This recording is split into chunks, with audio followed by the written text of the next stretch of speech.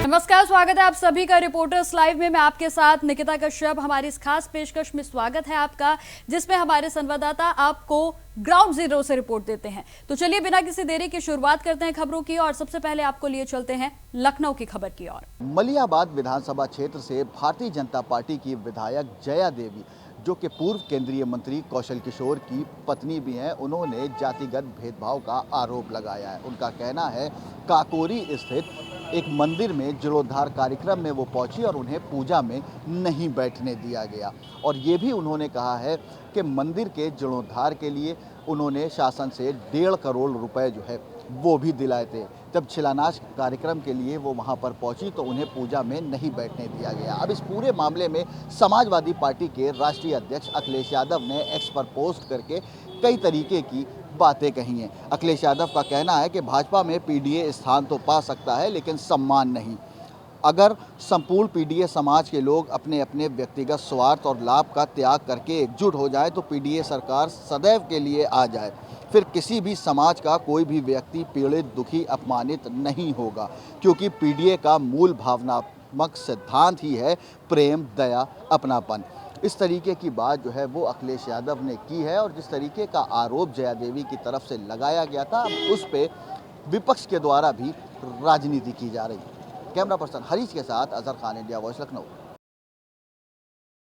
Japan का delegation आज उत्तर प्रदेश की राजधानी लखनऊ पहुंचा है। यहां पर उत्तर प्रदेश के मुख्यमंत्री योगी आदित्यनाथ से मुलाकात होगी, जो कि अभी 2 दिन पहले ही मुख्यमंत्री योगी आदित्यनाथ की जापान के कंपनियों के कई सीईओ से मुलाकात हुई थी। उसी कड़ी में आज मुख्यमंत्री योगी आदित्यनाथ से एक बार फिर से मुलाकात होगी। उसके बाद राज्यपाल आनंदीबेन पटेल से भी डेलीगेशन मुलाकात करेगा। कयास ये भी लगाए जा रहे हैं कि उत्तर प्रदेश में निवेश को लेकर के जापान की कंपनियां उत्तर प्रदेश पहुंचेंगी, यहाँ पर आकर के निवेश करेंगी। चूँकि उत्तर प्रदेश को और बेहतर विकसित बनाने के लिए लगातार मुख्यमंत्री योगी आदित्यनाथ की तरफ से प्रयास किया जा रहा है। उसी के चलते मुख्यमंत्री योगी आदित्यनाथ ने जापान के जो सीईओ हैं उनसे मुलाकात करी थी।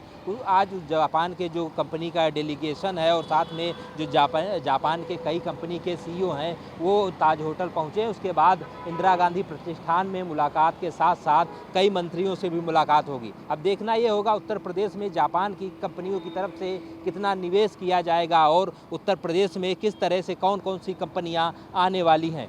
वीडियो जर्नलिस्ट हरीश साथ बसंत मिश्रा, इंडिया वॉइस, लखनऊ। उत्तर प्रदेश में एक्सप्रेसवेज और सड़क निर्माण को लेकर समाजवादी पार्टी लगातार सरकार को घेरती नजर आती है। वहीं इसको लेकर समाजवादी पार्टी कार्यालय के बाहर एक होर्डिंग लगाई गई है और सरकार पर निशाना साधने का काम किया गया। मेरे पीछे की तस्वीरों में आप ये होर्डिंग देख सकते हैं। इसमें अखिलेश यादव की फ़ोटो है, हाथ में संविधान की किताब है और इसमें ऊपर साफ तौर से लिखा है उत्तर प्रदेश में सड़क घोटाला का सच, सड़क बनी या सिर्फ बिल बना, करोड़ों की योजनाएं, घटिया निर्माण और भ्रष्टाचार का खेल। 5 बिंदु हैं और यहाँ पर कहाँ पर क्या अनियमितता हुई, क्या कार्रवाई हुई, इस तमाम चीज़ों का विवरण जो है वो भी लिखा हुआ है। पहली अगर बात की जाए तो बस्ती की बात है। यहाँ पर लगभग 200 करोड़ को कागज़ों पर पूरा दिखाने और फंड डाइवर्जन की बात कही गई है। और इसमें कार्रवाई की अगर बात की जाए तो इसमें लिखा हुआ है जांच में अधिकारियों पर आरोप तय हुआ था। देवरिया की बात की जाए, रोड सेफ्टी, स्पीड ब्रेकर के लिए मिले फंड को दूसरे मद में खर्च किया गया। 10 करोड़ रुपए लगभग रकम जो है वो बताई जा रही है और विभागीय जाँच में कार्रवाई की रिपोर्ट जो है वो सामने आई है। बस्ती और देवरिया कुल कथित पीडब्ल्यू अनियमितता की बात की गई है और लगभग 50 करोड़ रुपए की जो रकम है वो यहाँ पर दर्शाई गई है और जांच रिपोर्ट शासन को सौंपी गई। इसके अलावा प्रयागराज, देवरिया 20 करोड़, 6.8 करोड़ और कार्रवाई की बात की जाए तो 70 लाख की रिकवरी की बात कही गई है प्रयागराज में। देवरिया में जेई निलंबित, एई एक्सीएन पर कार्रवाई की सिफारिश। ये तमाम बातें जो हैं वो कही गई हैं। हल्लू राम सुंदर यादव के तरफ से ये होर्डिंग जो है वो लगाई गई है और इसमें नीचे लिखा है सबसे बड़ा सवाल, करोड़ों रुपए की योजनाएं कागजों में पूरी लेकिन ज़मीन पर टूटी फूटी सड़कें क्यों, जनता का पैसा किसकी जेब में, सरकार जवाब दे। इस तरीके की बात जो है वो इस होर्डिंग के माध्यम से कही गई है। लगातार एक्सप्रेसवेज की बात की जाए, सड़क निर्माण की बात की जाए तो समाजवादी पार्टी के द्वारा सरकार को घेरने का काम किया जा रहा है। कैमरा पर्सन हरीश के साथ अजहर खान, इंडिया वॉइस, लखनऊ। राम मंदिर में ड्रेस कोड लागू किया गया है और जो कर्मचारी हैं उनकी खास निगरानी रखी जाएगी। इसी कड़ी में बात करते हैं उत्तर प्रदेश सरकार में मंत्री दयाशंकर मिश्र दयालु जी हैं। सर, राम मंदिर में ड्रेस कोड लागू हो गया है, जो कर्मचारी उनकी खास निगरानी रखी जाएगी, उस पर आप किस तरह देखते हैं?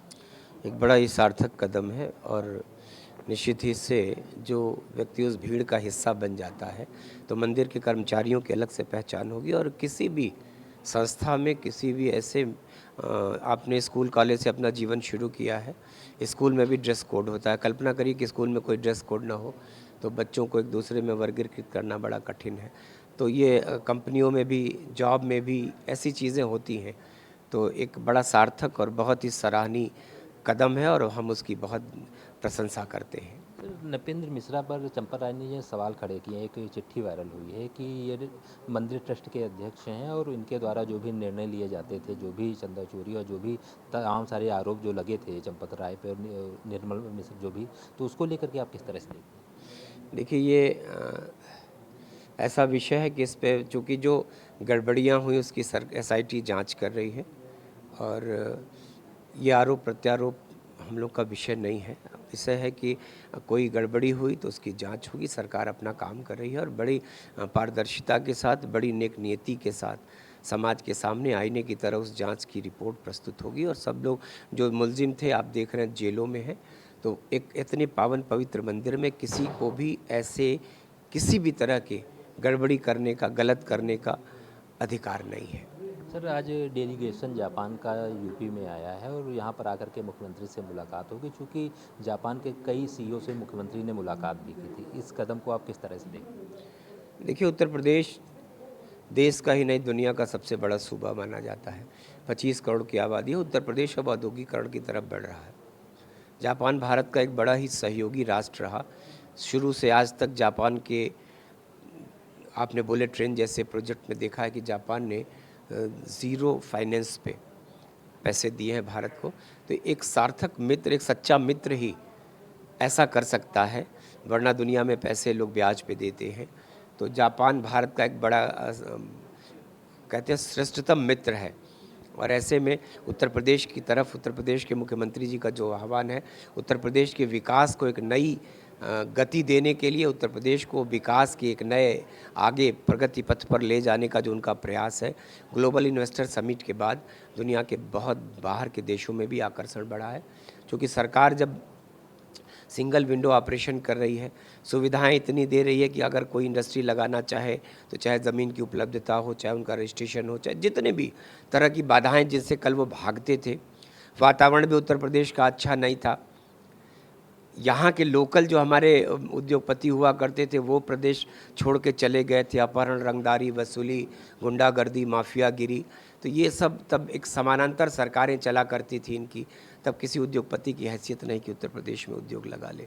लेकिन अब इस बदले हुए परिवेश में उत्तर प्रदेश आज उद्योगपतियों के लिए और उद्योग के लिए, जिस उत्तर प्रदेश की पहचान कभी बम बारूद के लिए होती थी, आज वही उत्तर प्रदेश मिसाइल जैसी ब्रह्मोस मिसाइल के लिए जाना जाता है। दो डिफेंस कॉरिडोर हैं, बुंदेलखंड और लखनऊ। तो उत्तर प्रदेश की पहचान बदली है, साख बढ़ी है और निश्चित ही देश में ग्रोथ को इंजन बनाने का जो संकल्प उत्तर प्रदेश के मुख्यमंत्री जी ने लिया है, उत्तर प्रदेश उसी तरफ प्रगति कर रहा है। बात करने के लिए ये थे उत्तर प्रदेश सरकार के मंत्री डॉक्टर दयाशंकर मिश्र दयालु जी। वीडियो जर्नलिस्ट साथ बसंत मिश्रा, इंडिया वॉइस, लखनऊ। 2025 में श्रावस्ती के थाना इकोना में हुए हाफ इनकाउंटर मामले में इलाहाबाद हाईकोर्ट की लखनऊ बेंच ने पुलिस पर तल्ख टिप्पणी की और साथ ही CBI जांच के आदेश दिए हैं। हमारे साथ बातचीत करने के लिए मौजूद हैं उत्तर प्रदेश के ex-DGP हैं AK जैन। सर, हाईकोर्ट ने जिस तरीके से तल्ख टिप्पणी करते हुए CBI जांच के निर्देश दिए, कैसे देखते हैं सर? देखिए, उनके संज्ञान में आया है, कोई कंप्लेंट हुई है, उन्होंने उसको एग्ज़ामिन किया है। उनका ये मानना है कि 23 पुलिस वाले थे, फिर गोली चलाने की नौबत कैसे आई, दोनों पैरों में गोली कैसे लगी, तो उसकी जांच तफ्तीश उन्होंने CBI को दे दी है। 3 महीने में रिपोर्ट मांगी।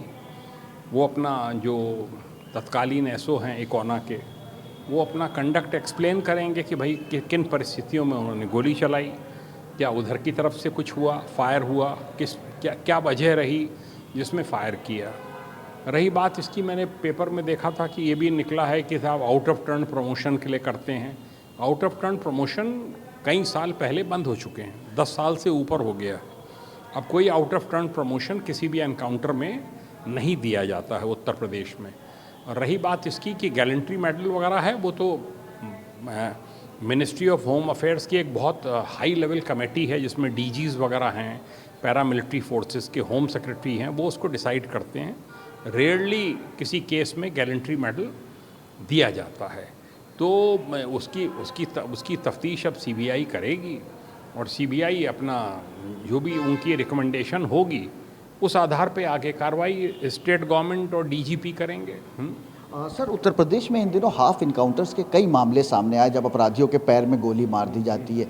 ये थ्योरी कितनी सही है? क्या इससे अपराध कंट्रोल होगा? देखिए, इस पे मैं कोई टिप्पणी नहीं करना चाहता। जो मौके पे पुलिसकर्मी है वो डिसाइड करेगा कितना बल प्रयोग करना है। मैं यहाँ लखनऊ बैठ के कैसे तय कर सकता हूँ कि उसने गोली क्यों चलाई, गलत चला दी। हर प्रकरण में पुलिस को मालूम है कि उनकी अकाउंटेबिलिटी तय हो सकती है, उनकी अकाउंटेबिलिटी तय की जाएगी। हर एनकाउंटर की जो है वो उसमें मुकदमा दर्ज होता है, उसकी तफ्तीश होती है और जुडिशल कोर्ट के द्वारा उसकी हर प्रकरण की स्क्रूटनी की जाती है, तभी फाइनल रिपोर्ट एक्सेप्ट होती है। तो उसके लिए वो एक्सप्लेन करेंगे जो मौके पर है कि उन्होंने किन परिस्थितियों में गोली चलाई, गोली चलाने की आवश्यकता थी कि नहीं थी। तो मेरा इस पे कमेंट करना यहाँ से बैठकर वो मैं कतई भी उचित नहीं मानता हूँ। सर, हाईकोर्ट ने अपनी टिप्पणी में ये भी बात कही कि पुलिस ये बताती है कि अपराधी को पकड़ने गए, अपराधी ने फायरिंग की, उसकी जवाबी कार्रवाई में उस पर गोली चलाई गई। हाईकोर्ट ने यह भी कहा है कि जो पुलिसकर्मी वहाँ पर मौजूद रहते हैं, क्या कभी उन पर जब एक भी छर्रा नहीं लगता है पुलिसकर्मी का? क्यों नहीं लगे हैं?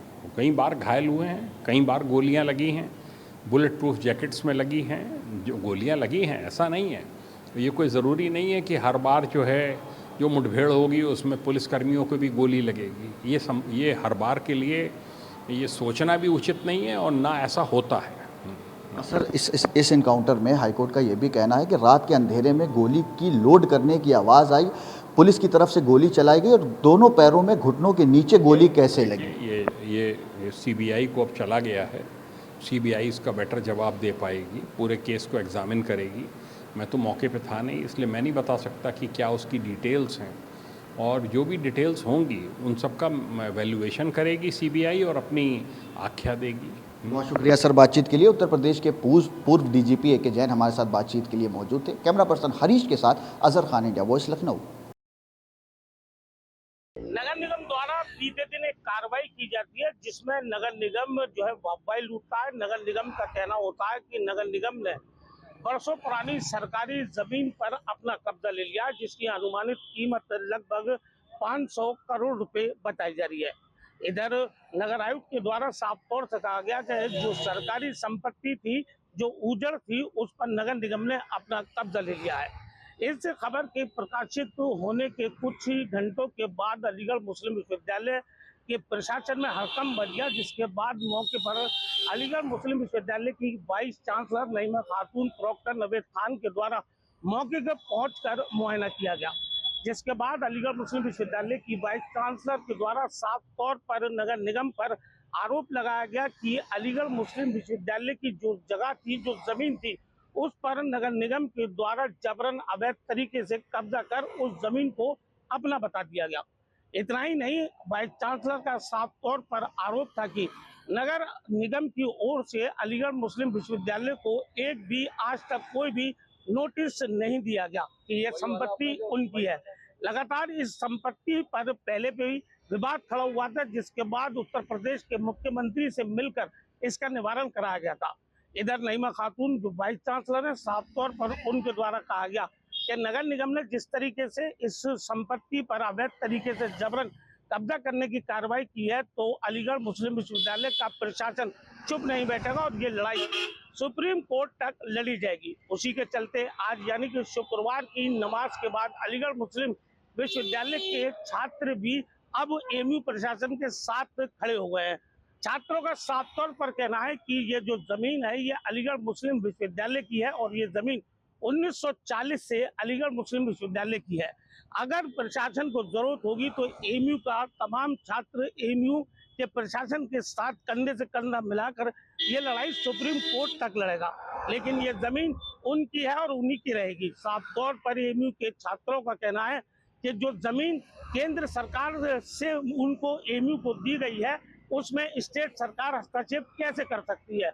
इसके बाद साफ तौर पर कहा कि एएमयू प्रशासन को अगर जरूरत पड़ी और एएमयू छात्रों की जरूरत पड़ी तो छात्र भी एएमयू प्रशासन के साथ सुप्रीम कोर्ट तक इस लड़ाई को लड़ेगा और जो उनकी जमीन जिसको नगर निगम अपनी बता रहा उस जमीन को लेकर ही वो दम मारेगा। उसी के चलते आज जुमे की नमाज अदा करने के बाद अलीगढ़ मुस्लिम विश्वविद्यालय के छात्र डक पॉइंट पर जमा होते हैं, मीडिया से बातचीत करते हैं और कहा जाता है कि इस लड़ाई में एएमयू का छात्र भी एएमयू प्रशासन वाइस चांसलर प्रोक्टर के साथ खड़ा है और हर मुमकिन लड़ाई लड़ेगा।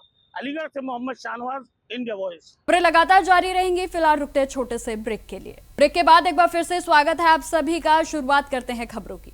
मेरठ में साइबर ठगों के द्वारा डिजिटल अरेस्ट करके एक रिटायर्ड शिक्षक से करीब 7 लाख रुपए की ठगी कर ली गई। ये ठगी कैसे की गई है, किस तरीके से उनको डिजिटल अरेस्ट किया गया था, मेरे साथ में खुद जो पीड़ित हैं जीत सिंह जी वो मेरे साथ मौजूद हैं, उनसे जानकारी लूँगा कि किस तरीके से उन्हें डिजिटल अरेस्ट किया और ये ठगी उनसे कैसे की गई। बाबूजी, किस तरीके से आपको डिजिटल अरेस्ट किया गया और किस तरीके से आपके साथ कोई ठगी की गई है? मेरे पास 9:30 बजे 9 तारीख को संडे का दिन था, उन्होंने मेरा एक फ़ोन किया।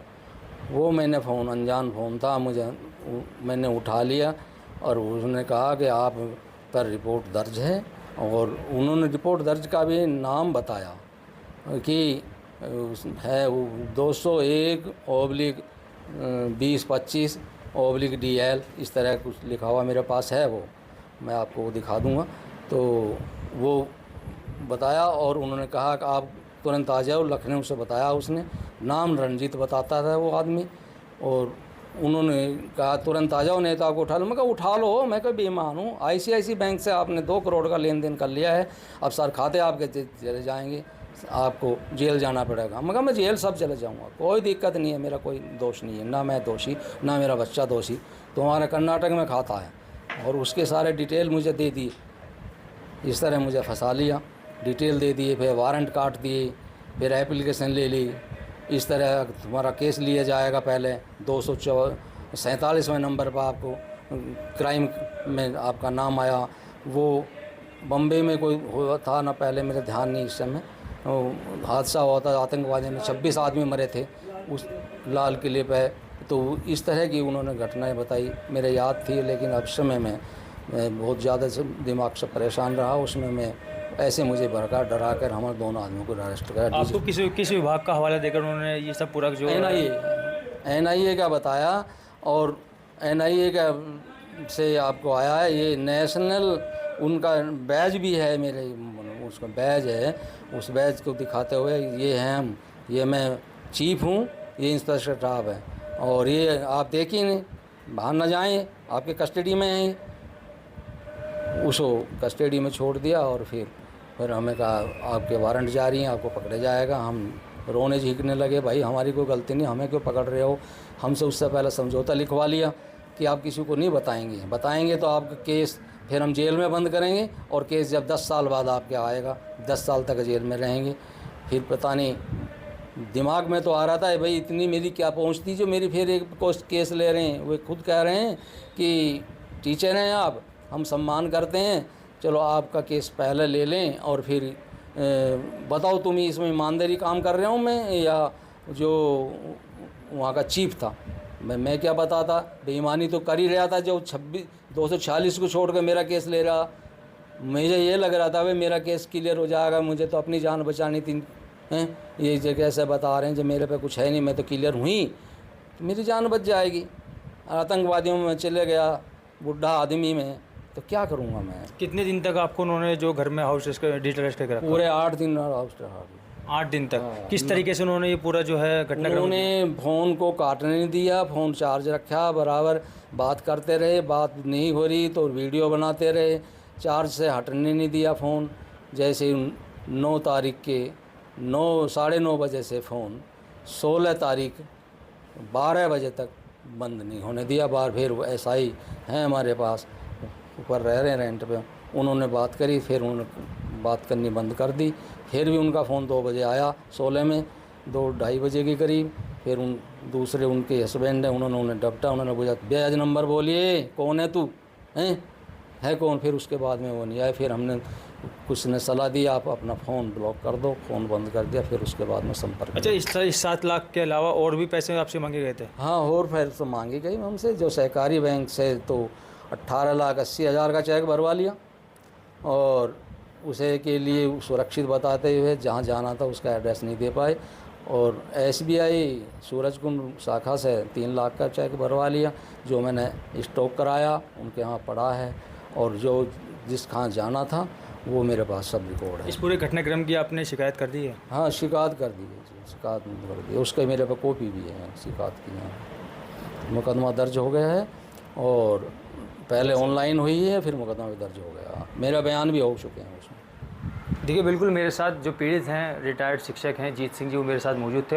उन्होंने बताया किस तरीके से उनके साथ जो है ये पूरा डिजिटल अरेस्ट किया गया। लगातार पूरे 8 दिन तक उनको घर के अंदर ही डिजिटल अरेस्ट किया गया था। फ़ोन के माध्यम से उनको जो है ये डिजिटल अरेस्ट किया गया था। बराबर फ़ोन चल रहा था, वीडियो कॉल चल रही थी, जितनी भी उनकी गतिविधियाँ थी वो सब देख रहे थे। जो साइबर ठग हैं उनको 8 दिन तक अब घर में ही डिजिटल अरेस्ट किया गया, और 7 लाख रुपये उनसे डलवा लिए गए थे, और पैसों की उनसे डिमांड करी जा रही थी। लेकिन उनको आहास हुआ, बहास लगा, तो उन्होंने इस पूरे घटनाक्रम को जो है किसी से शेयर किया। उसके बाद जो पता चला कि उनके साथ में ही साइबर फ्रॉड हो चुका है। उसके बाद उन्होंने मेरठ में साइबर जो ऑफिस है वहाँ पर शिकायत करी है, मुकदमा दर्ज कर लिया गया। फिलहाल इस पूरे मामले पर पुलिस कार्रवाई कर रही है। हम भी आप लोगों से यही अपील करना चाहेंगे, ऐसे अगर घटनाक्रम आपके सामने आते हैं तो पैनिक ना हो, घबराएं ना। अपने संबंधित जो भी हैं, अपने रिश्तेदार हैं या घर में जो भी हैं, उनको इस बात के लिए बताएं ताकि आपके साथ में भी ऐसे जो घटनाक्रम है वो ना हो सके। मेरठ से इंडिया वॉइस के लिए अली मेहंदी। मुख्यमंत्री रेखा गुप्ता दिल्ली के हर मंच से यह घोषणा करती हुई नज़र आ रही हैं कि दिल्ली में कूड़े का पहाड़ का निष्पादन कर देंगे, कूड़े का पहाड़ को हम समाप्त कर देंगे। लेकिन हम दिल्ली की एक ऐसी तस्वीर दिखाने जा रहे हैं जहां मुख्यमंत्री की घोषणा पर प्रश्न चिन्ह खड़ा कर रहा है। यह तस्वीर है ईस्ट दिल्ली का, जो कल्याणपुरी इलाका है।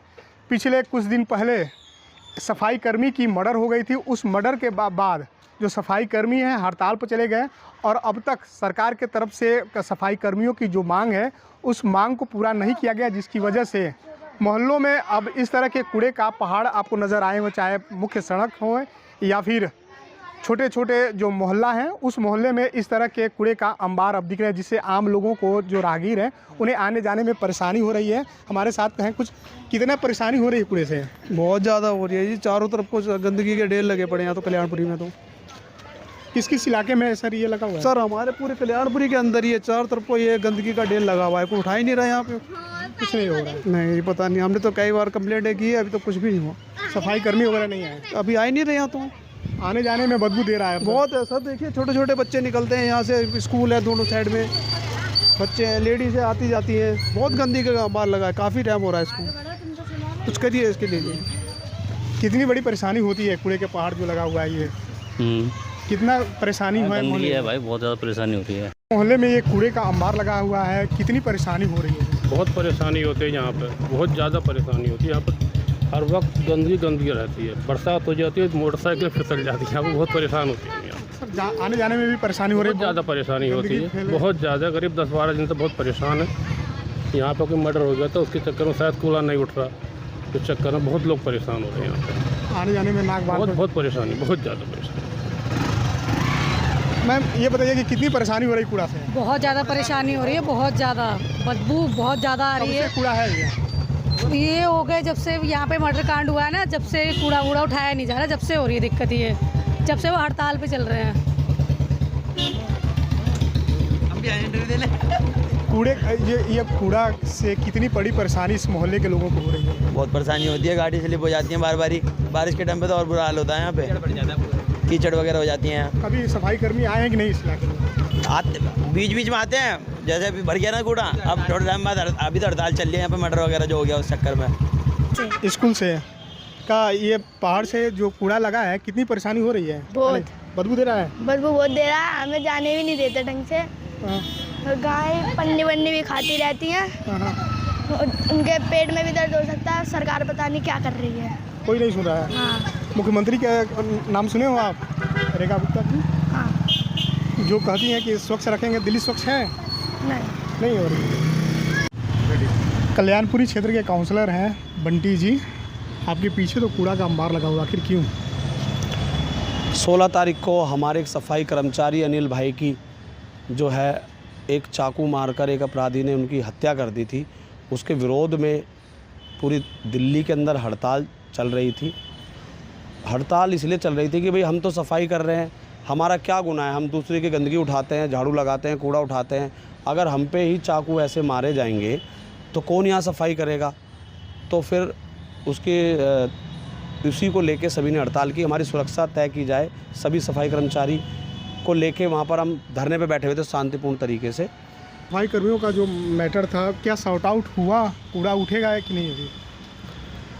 कंपनी में और सफाई कर्मचारियों में जो है आपसी वो हुई है बातचीत।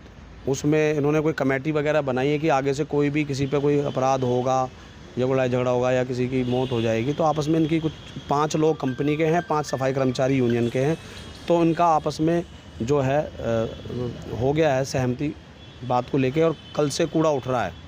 कूड़ा जो हम आपको दिखा रहे हैं ईस्ट दिल्ली का है, कल्याणपुरी का इलाका है, जहां पर कूड़े का अंबार अब हर गली मोहल्ले में दिखाई दे रहा है, क्योंकि कुछ दिन पहले जो सफाई कर्मी की हत्या हुई थी, उस हत्या के आक्रोश में सफाई कर्मियों ने अपना काम बंद कर दिया है, जिसकी वजह से मोहल्ले में कूड़े का अंबार दिखाई देना शुरू हो गया है।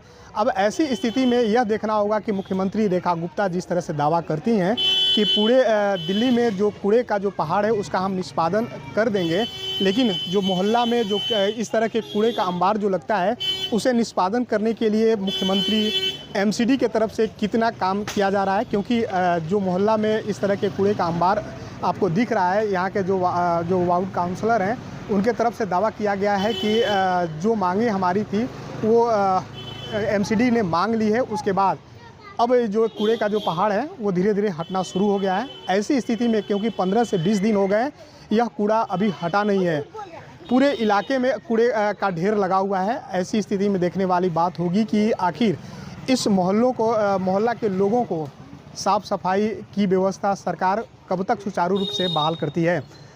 तुषार के साथ इंडिया वॉइस के लिए अरविंद कुमार, दिल्ली। कुशीनगर के छितौनी तटबंध और ठोकर नंबर 3 के पास हमारी मौजूदगी है। खबरें हमने दिखाया था जब बाढ़ की तैयारियां चल रही थी बचाव को लेकर के, करोड़ों रुपए इस तटबंध पर खर्च किए गए, ठोकर की पुनर्स्थापना का काम कराया गया, परक्यूपाइन लगाया गया, लेकिन सारी व्यवस्थाएं बाढ़खंड की फेल हो गई। 1 लाख क्यूसेक के करीब जो है पानी आया है और तस्वीरें देख लीजिए, कटान का सिलसिला जारी है। सवाल यही है कि अगर बाढ़ आती और लगभग 3 लाख क्यूसेक पानी जाता तो विभाग क्या करता और कैसे आसपास के गांव को सुरक्षित करता। सवाल पूछ लेते हैं, एसडीओ है यहाँ पे मौजूद। सर, कटान हो रहा है सर, करोड़ों रुपए खर्च हुए, कहाँ कर लिया है? यहाँ कहाँ खर्च हुआ करोड़ रुपया? छितौनी तटबंध पे तो खर्च हुआ, तटबंध पे खर्च हुआ, पुराना इस पर बना हुआ है। के लिए क्या इसको जरूरी नहीं समझा क्या आप लोग? नहीं समझा गया, जब पहले सुरक्षित था, अभी समय कटा हो रहा है, फिर इसका किया जा रहा है रोकथाम। क्या रोकथाम किया जाए? देख रहे हैं आपको सामने बाढ़ बचाव का 1 लाख क्यूसेक पानी पे ये हालात है। 3 लाख क्यूसेक पानी आता तो आप कैसे बचाते? कटान होता है कम, जब कम होता है जो मुताज चाहो तभी कटान होता है। तो पहले क्या आपके जानकारी में नहीं थी यहाँ कटान होगा, जो है घुमाव है पानी का? पहले कैसे आप जानेंगे कि आप कहाँ कटान होगा? पहले कोई इसी थोड़ा जानता है, कभी किसी ठोकर पर दबाव बनता है, कभी किसी ठोकर पर दबाव बनता है। तटबंध पे लगभग 14-15 करोड़ रुपए खर्च किए गए। अभी हम नहीं बता सकते हैं कि कितना खर्च किया गया, अभी तो हमको 1 महीना हुआ है, लेकिन यह है कि इस पर यहाँ कटान हो रहा है, यहाँ हम लोग अपना कार्य कर रहे हैं, बचाव कार्य। भाजपा के ही मंडल अध्यक्ष कह रहे हैं अधिकारी तो 10 बोरा डाल के 10,000 बोरा दिखाते हैं और पैसा बचाने का काम करते हैं। नहीं ठीक है, तो आप कुछ भी कहिए, आपके सामने देखिए कितना 10 बोरा पड़ रहा है, 5 बोरा पड़ रहा है, कटान हो रहा है, तस्वीरें देखिए ना। हाँ, कोई कटान तो हो रहा है, तो इसलिए तो बचाव किया जा रहा है। सौदागरी स्थल है, उधर भी कटान, उधर कटान नहीं हो रहा है, उधर हमेशा पानी पहुंचता रहता है, वहाँ नहीं कटान हो रहा है। कब तक कंट्रोल कर लेंगे इसको? इसका यार डेट थोड़ा थी, हम अपना प्रयास हम कर रहे हैं। इसमें मतलब थोड़ा कि हमको कैसे का अपना जितना हम लोग पूरा अपना बचाव कार्य में अपना जोर तोड़ से हम लोग कर रहे हैं। तो एसडीओ क्या नाम है सर आपका? संजय कुमार गौड़। तो देखिए, संजय कुमार गौड़ है, ये बाढ़खंड के एसडीओ हैं और अब बचाव की बात कर रहे हैं। पिछले 3 महीना पहले जब मानसून नहीं आया था तो करोड़ों रुपए इस तटबंध पर खर्च किए गए, लेकिन सब जो है पानी की तरह बहता हुआ नजर आ रहा है। और कटान का सिलसिला छितौनी तटबंध के ठोकर नंबर 3 पर साफ तौर से देखा जा सकता है। उस वक्त एसडीओ मनोरंजन कुमार थे। गंडक चीफ विकास सिंह से भी हमने सवाल किया था, हमने दिखाया था कि किस तरीके से लापरवाही कुशीनगर बाढ़खंड की सामने आई है। एमके सिंह एक्सियन को भी लेकर के हमने सवाल खड़ा किया था और तमाम सवालों के बाद स्थिति जस की तस है और लगातार बाढ़खंड की लापरवाही साफ तौर पर देखी जा सकती है। अनुराग तिवारी, इंडिया वाइस, कुशीनगर। संगम नगरी प्रयागराज में गंगा और यमुना के जलस्तर बढ़ने के बाद हालात का अंदाजा आप इससे लगा सकते हैं। हम इस वक्त शास्त्री ब्रिज पर है, जो बनारस और प्रयागराज को जोड़ने वाला ब्रिज है। उसी ब्रिज के ऊपर से हम आपको दिखा रहे हैं कि देखिए पूरा संगम का इलाका जलमग्न है। चारों तरफ आपको सिर्फ पानी ही पानी नजर आ रहा है। जो बड़ी संख्या में नावें हैं वो देखिए खड़ी हो चुकी हैं, क्योंकि जिस तरह से जलस्तर बढ़ा है इसलिए चेतावनी भी दी गई है कि पानी के ज्यादा दूर नहीं जाना है। ऐसे में देखिए सारे नाविकों की जो नावें है वो खड़ी हैं। लेकिन अब एक बड़ा संकट यहाँ पर आ चुका है। जो यहाँ पर आसपास के जिलों से अंतिम संस्कार के लिए लोग यहाँ पर ले आते थे, जिन्हें घाटों के आसपास जलाया जाता था।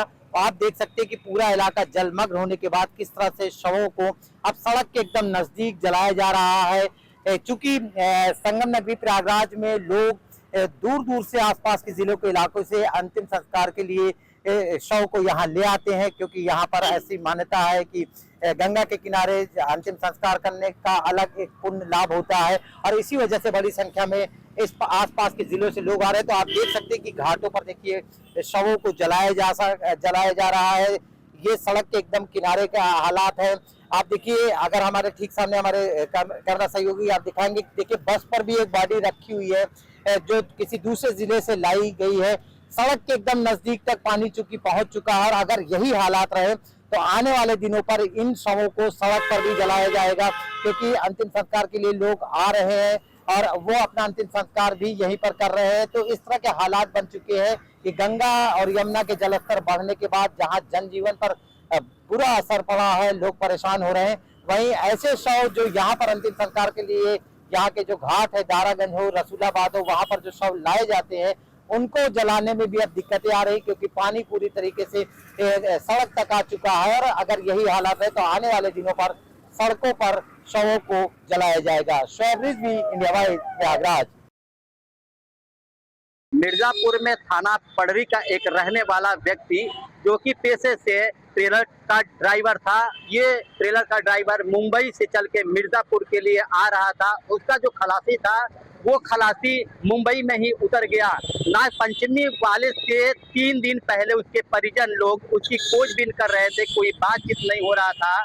तो मिर्जापुर के देहात कोतवाली थाना क्षेत्र अंतर्गत करणपुर के पास एक हर्राई नदी होती है। तो हर्राई नदी में उस ड्राइवर का तैरता हुआ बॉडी, सड़ी हुई बॉडी दिखाई दी। वहां के परिजन लोग को सूचना बाद में मिलती है। उसके बाद उसी के जहां नदी था उसके गांव के लोग ने एक बॉडी देखा, तैरती हुई लाश देखी, तो उन्होंने पुलिस प्रशासन को सूचना दिया। उससे पहले उसके परिजन लोग 3 से 4 दिन पहले ही खोज रहे थे, जबकि उसके भाई से कोई बातचीत नहीं हो पा रही थी। उसके बाद जाकर उसके परिजन लोग जब गांव जाते हैं हर्राई नदी के पास में, तो कपड़े से शिनाख्त होती है कि उन्हीं का परिजन जो है इसकी बॉडी सड़ी गली हुई मिली। आज से 3-4 दिन बीत चुके थे, पुलिस कार्रवाई नहीं कर पाई थी, जिसके कारण आज मिर्जापुर के मोर्चरी घर जो हमारे पीछे देख सकते हैं, मोर्चरी घर में उस बॉडी को ले आते हैं उसके परिजन लोग और पुलिस प्रशासन की सहयोग से पोस्टमार्टम होता है। पोस्टमार्टम होने के बाद परिजन लोग की नाराजगी और गुस्साए हुए थे, इसी सड़क पर जाम किए।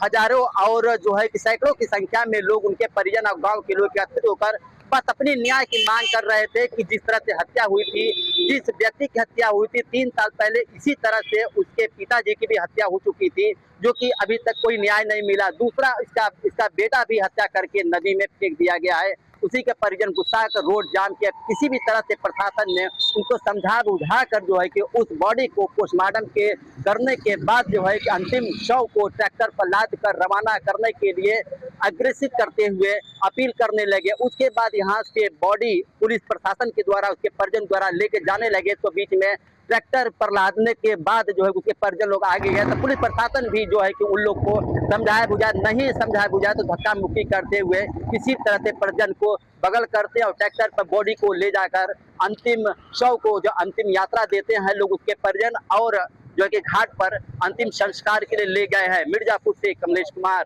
India wise. भरथना कोतवाली क्षेत्र के चनेठी गांव में हुए दोहरे हत्याकांड के मुख्य आरोपी सत्येंद्र यादव को आज पुलिस ने किया गिरफ्तार। आपको बता दें कि 17 तारीख को दोहरे हत्याकांड से पूरे ही जिले में सनसनी फैल गई थी। मामला संज्ञान में तब आया कि जब दूध देने वाला दूधिया घर पहुंचा और वह लगातार 2 दिन से घर से लौट रहा था, तब उसने तीसरे दिन पीछे दरवाजे से देखा कि दोनों ही माँ बेटी का खून से लथपथ शव घर में पड़ा हुआ है। मामले की सूचना पुलिस को दी गई। पुलिस ने मां बेटी के शव को बरामद किया। मामला कुछ यूं था कि जो बेटी थी मंजू, उसका ये पति है सत्येंद्र यादव, उसका तलाक का मामला चल रहा था और जो कोर्ट ने 3 अगस्त को मेंटेनेंस के तौर पर जो उसका मंजू का पति है सत्येंद्र यादव, उससे कहा था कि आपको 7,000 रुपए पर मंथ देना पड़ेगा। लेकिन वहीं सत्येंद्र का कहना यह है कि जो उसकी ससुराली जन है, जो उसकी पत्नी है, उनको 7,000 रुपए कम लग रहे थे। उन्होंने 25,000 रुपए प्रति माह लेने की डिमांड की थी, जिसके चलते हमने और अपने एक दूर के रिश्तेदार ने दोनों को मारने की योजना बनाई थी। अब वहीं पर इसके एक और आरोपी है जो मुकेश यादव, उसको उसी दिन पुलिस ने गिरफ्तार कर जेल भेज दिया था। दोनों ने ही योजना बनाई थी। सत्येंद्र ने मुकेश को अपनी ससुराल, अपनी पत्नी और सास को मारने के लिए भेजा था। वह कोल्ड ड्रिंक लेके गया था और कोल्ड ड्रिंक में कोई नशीला पदार्थ घोलकर ले गया था, पिलाकर दोनों को बेहोश किया और फिर दोनों ने ही योजना बनाकर दुपट्टे से दोनों के हाथ पैर बांधकर वहां पास में पड़ी चारा काटने वाली दराती से दोनों की हत्या कर दी। हत्या 15 अगस्त की रात्रि की गई थी। करीब 2 दिन बाद 17 तारीख को मामले का खुलासा हुआ था। आज इसके मुख्य आरोपी यानी मंजू के पति सत्येंद्र यादव को पुलिस ने गिरफ्तार कर जेल भेज दिया है। इटावा से इंडिया वॉइस के लिए वंदना यादव। तो रिपोर्टर्स लाइव में आज के लिए इतना ही। पल पल के अपडेट्स के लिए और खबरों की और भी अधिक जानकारी के लिए बने रहें इंडिया वॉइस के साथ। नमस्कार।